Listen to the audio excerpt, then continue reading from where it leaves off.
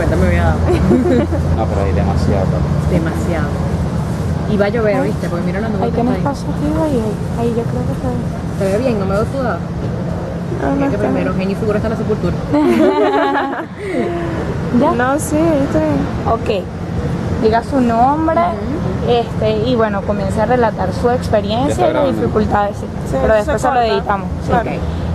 La experiencia que ha tenido, un caso que le haya llamado la atención, cómo lo realizó, cómo, o sea, todos los pasos que tuvo que sobrellevar para poder dar ese caso de investigación y... ¿Cuánto tiempo tenemos? No, lo que ella quiera hablar. Ok, perfecto. Bueno, mi nombre es Jacqueline Rosas, soy periodista, licenciada en Comunicación Social, graduada en la mención audiovisual en Arturo Michelena.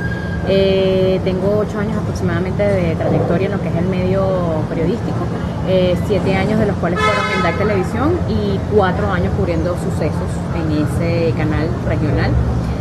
Donde bueno, prácticamente comencé mi carrera y allí aprendí pues muchas cosas. Obviamente cuando uno cubre lo que es el periodismo de sucesos, pues te consigues con diferentes obstáculos, limitaciones, todo ese tipo de cosas, ¿no? Entonces yo creo que principalmente uno de los obstáculos que nos conseguimos cuando estamos investigando es la parte de contabilizar los muertos del fin de semana.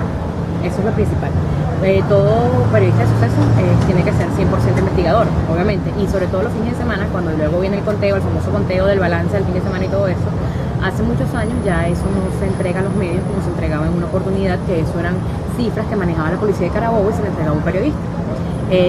Ya de unos cuantos años para acá, el que ejerce periodismo de sucesos tenía que manejar todo de forma extraoficial, tenía que ser muy simpático, por decirlo de alguna manera, con las personas que trabajan en el departamento de patología forense ubicado en la morgue de Valencia, porque ellos eran los que te pasaban bajo cuerda pues las cifras. Esto sigue pasando en este momento, obviamente ya con un poquito más de limitación, porque ya no es la misma, no es de la misma manera que eran bien recibidos los periodistas allí, sino que a medida que pasaban los años, pues la cosa se iba poniendo como más cercana a la información.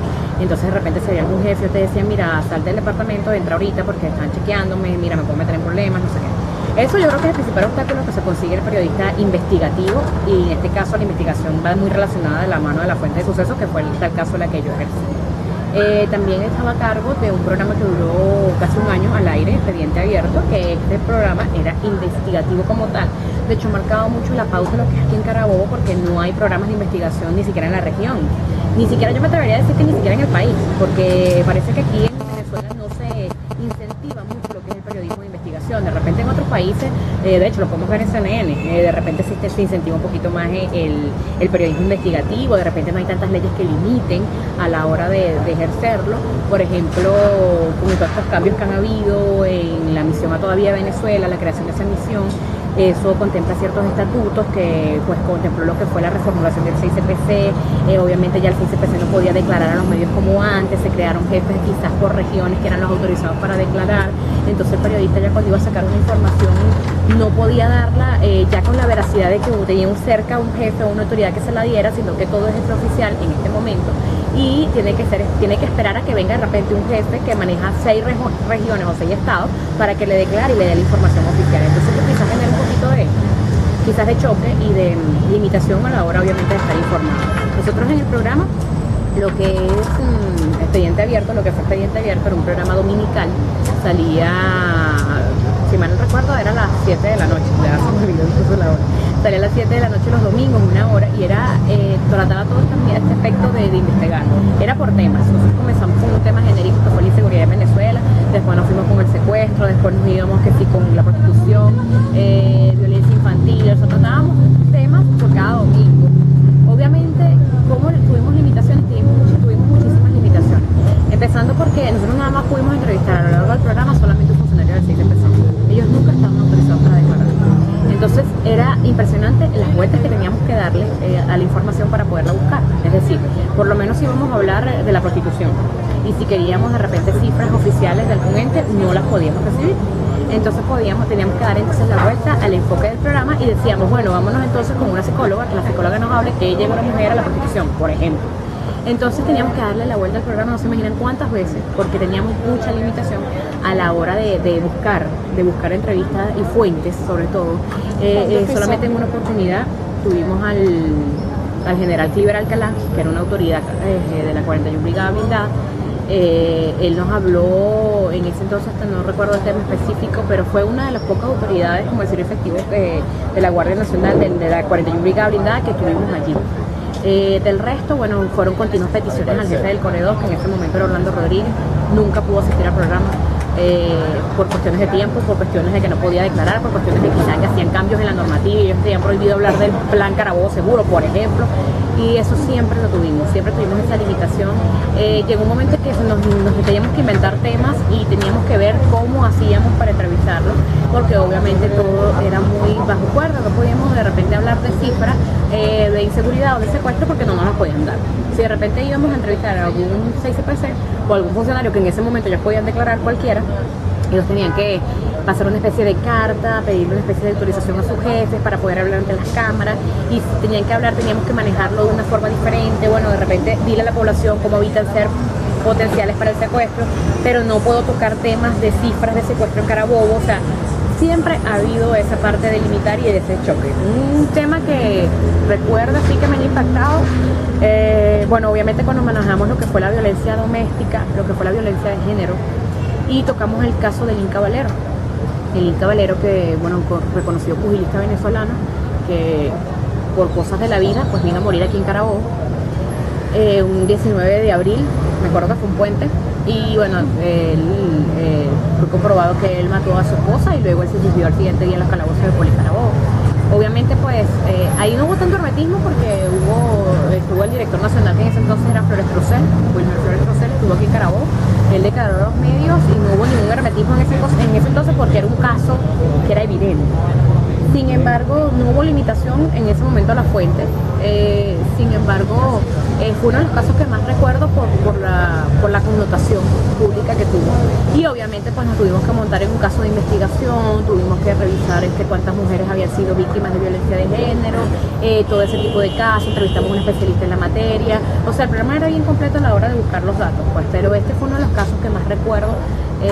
También del secuestro, cuando hicimos lo del secuestro, fue lo que te mencioné, tuvimos que darle la vuelta para hablar con algún funcionario, hicimos una dramatización, pero pues que todo siempre era en eso, era en buscar más allá, era en ese investigar e incentivar un poquito el periodismo de investigación que no se está dando mucho en Venezuela, pues nosotros abordábamos cifras, nos íbamos a lo que era la causa y la consecuencia del hecho, dábamos posibles recomendaciones para evitar el hecho del que hablábamos, por lo menos del secuestro, bueno, cómo evitar ustedes ser una potencial víctima. El día que hablábamos, por ejemplo, de violencia infantil, bueno, de repente dábamos recomendaciones, pero era un programa que abordaba todo lo que es el problema desde sus causas y sus consecuencias. En el caso de Lynn Caballero, ella, ¿cómo llegaron hasta la fuente y a dar con el hecho en sí? Pues, o sea, ¿cómo hicieron para que el programa se diera tal y como ustedes esperaban que se diera y para dar a conocer cómo había suscitado el hecho? Nosotros por lo menos teníamos un proceso de producción, de preproducción, por decirlo así, que siempre las productoras íbamos pensando, bueno, ¿qué tema vamos a seleccionar? Cuando seleccionamos ese tema, bueno, teníamos mucho apoyo en lo que era el departamento de prensa de Alta Televisión, porque obviamente ellos eran los que iban al sitio y recogían la noticia directamente en el lugar.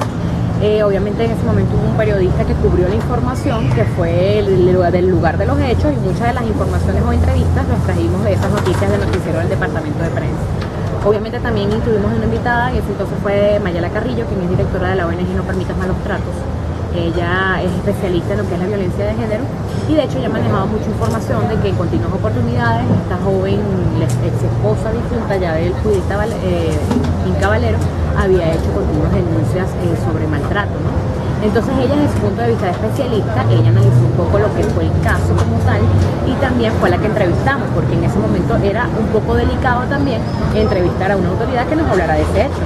Entonces yo creo que más que todo el investigador, y eso es quizás un tipcito que les puedo dar, el investigador tiene que ser muy creativo, porque siempre se va a conseguir limitantes o siempre se va a conseguir obstáculos para dar con su información, pero bueno, uno siempre tiene diferentes aristas, diferentes caminos. Si uno eso es lo que hacíamos nosotras, por lo menos en ese caso, nos valimos de lo que fue el trabajo reporteril del departamento de prensa, de los periodistas de suceso, y nos fuimos también con un especialista que nos analizó el tema con sus causas, consecuencias, y bueno, pusimos la información desde el hecho que ocurrió hasta todo lo que fueron las diferentes aristas que se derivaron de él. ¿Por qué cree usted que en Venezuela no se ha desarrollado el periodismo investigativo como tal? Yo creo que es un poco de todo. eso es una cadena o un círculo vicioso, le diría yo. Primero, hay cierto cerco, por decirlo de alguna manera, por parte del gobierno, en el sentido de que de repente a ningún gobierno nunca le va, no es porque sea el gobierno de Chávez, porque sea el gobierno de Maduro, porque sea el gobierno de nada, a ningún gobierno nunca le va a convenir que les digan con cifras, mira, está fallando en materia de inseguridad.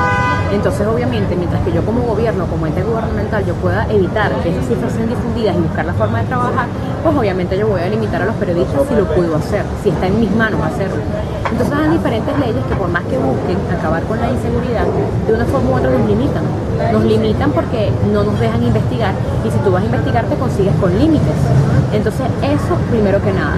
Segundo, creo que tiene que haber mayor incentivo desde las escuelas de comunicación social. Creo que ya ustedes están viendo esa materia dentro de su pensum de estudio. En una oportunidad ni siquiera se veía en el pensum de estudio y en otra oportunidad era electiva. El periodismo de investigación tiene que ser una materia que se dé, yo creo que entre una de las primeras materias que ve el periodista, porque el periodista es nato investigador. Eso por otro lado. Y creo que también que tiene que haber en la parte del gremio como tal, del Colegio Nacional de Periodistas, de repente incentivar a que se realicen programas de capacitación como los que estamos organizando nosotros en este momento, para que se formen a los periodistas, para que se les den las herramientas, porque muchas veces ustedes se gradúan, salen a las calles, vayan a cubrir sus tesis, ajá, ¿y por dónde empiezan? No es nada fácil sentarse a entrevistar a una persona que acaba de perder a su hijo, por ejemplo. Entonces creo que debe haber un esfuerzo mancomunado, tanto entre el gobierno nacional, periodistas y la cabeza del gremio, y también lo que son pues las diferentes universidades. Creo que al todos ellos trabajar de la mano se podría de una forma u otra quizás incentivar mayormente a lo que es el periodismo investigativo. Sabemos que el periodismo de investigación busca llegar a destapar, como quien dice, algo que está oculto, ¿verdad? En el caso del Inca Valero, ¿qué era lo que estaban tratando de ocultar y cuál fue el final El desenlace. El desenlace del Yo hecho. creo que no tanto como evitar ocultar, no, porque eso para mí era un secreto a voces. Hubo responsabilidad, muchos especialistas en la materia dicen que el gobierno nacional tuvo responsabilidad en lo que fue la muerte de Jennifer González, si no me equivoco el apellido, no recuerdo muy bien, y el Inca Valero. Porque es muy delicado lo que estoy diciendo, obviamente, pero ¿por qué decían los especialistas que era responsable? Porque el Inca Valero fue comprobado de por un estudio que le realizaron que él tenía problemas serios de conducta, que era una persona sumamente violenta. De hecho, él estaba invicto en lo que eran los knockouts. O sea, era una persona que simplemente salía a golpear y salía a acabar con todo. Y estaba comprobado que tenía enfermedades, o sea, que estaba mal de la cabeza. Él en una oportunidad debieron haberlo puesto en tratamiento y parece que fueron muy permisivos a la hora de dejarlo a él pelear, de dejarlo a él libre. De hecho, él tenía que estar en un tratamiento y él lo abandonó y el gobierno de cierto modo lo apoyó porque él era un pugilista reconocido y obviamente ese reconocido al seguir triunfando le convenía al país. Entonces muchos especialistas de repente dijeron, mira, esto fue lo que falló, esto fue lo que falló, aparte que Jennifer muchas veces lo denunció por violencia de género y lo omitieron porque él era un reconocido pugilista venezolano. Entonces eso es lo que en este caso, cuando es un caso de tanta connotación pública, se trata de evitar. Porque si por lo menos hubiese sido Pedro Pérez, alguien que nadie conoce,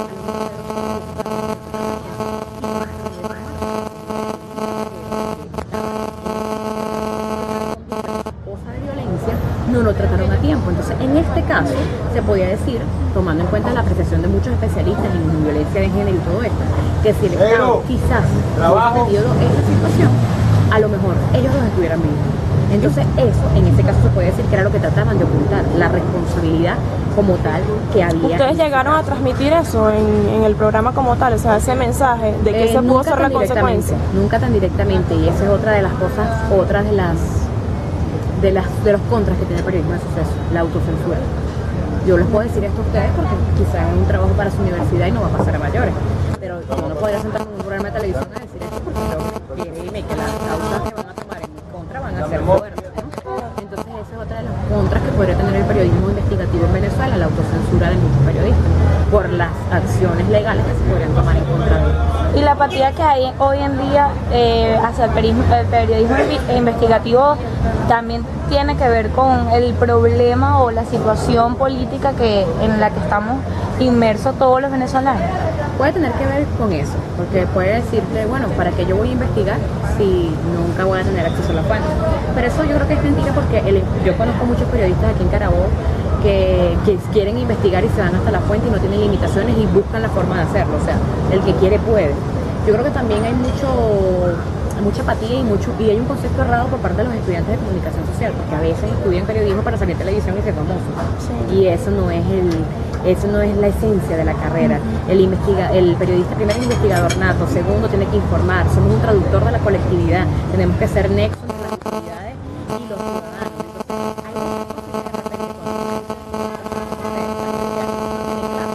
Y cuando ve que de repente es una carrera que es por 100% vocación, porque cuando van a ser pateados en la calle, va a pasar todo, que no es nada bonito de lo que habíamos pensado, entonces ahí es cuando comienza de cierto modo la apatía. Entonces yo pienso que ante todo tiene que haber amor a la carrera y por supuesto esto que les mencionaba, trabajar de la mano tanto entes gubernamentales como periodistas, gremios, jefes de gremio y las universidades para eliminar un poquito esa apatía. Finalmente, ¿cómo puede usted diferenciar el periodismo investigativo de los demás periodismos? ¿Cómo usted marcaría esa diferencia? Yo creo que el periodismo investigativo se puede aplicar a todos los demás periodismos, porque si te vas al periodismo deportivo, si te vas al periodismo de farándula, si te vas al periodismo económico, en todos tienes que investigar. Yo creo que el periodismo investigativo no se diferencia. Yo creo que más bien va intrínseco en todo lo que hace el periodismo, porque el periodismo para todo tiene que investigar. Que sea más marcado de una parte u otra, sí, pero el periodista tiene que investigar para todo lo que vaya a informar, porque ¿cómo tú vas a informar algo si no estás seguro que eso es así? Entonces yo pienso que el periodismo investigativo no se tiene que desligar del resto de las áreas del periodismo. Yo creo que más bien tiene que ser incentivado 100% para que seamos periodistas integrales. Ok, bueno. Dale un tiempo, sí. Espérate un ratito.